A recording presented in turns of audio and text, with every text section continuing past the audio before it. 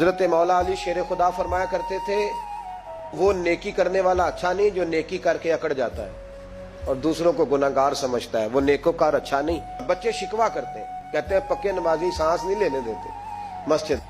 فرمایا کرتے تھے اس سے وہ گناہگار اچھا ہے جو گناہ کر کے کم از کم شرمندہ تو ہوتا ہے نا۔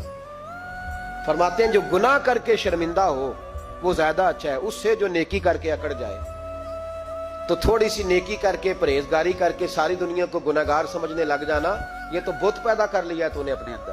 آپ پکے نمازی ہیں تو مہربانی کریں، آپ وہ جو آپ نے صف الاٹ کرائی ہے نا اپنے نام پکی کہ ایتھے میں بھینا روز تو کتوں آ گیا، یہ چھوڑ دیں آپ، مہربانی کریں، یہ اللہ کا گھر ہے، یہ کسی کے نام رجسٹری ہو سکتی۔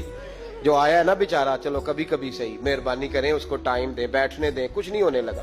اور جب وہ آئے نا تو دعا کریں، جب اس کو دیکھیں تو کہ یا اللہ یہ آیا ہے تو ہمیشہ آتا ہی رہے، اس کو دعا دیں، اس بت کو توڑ دے۔ پتہ نہیں کون کب آئے اور اللہ کا ولی بن جائے۔ کوئی آیا لے کے چلا گیا، کوئی عمر بھر بھی نہ پا سکا۔ میرے مولا تجھ سے گلہ نہیں، یہ تو اپنا اپنا نصیب ہے۔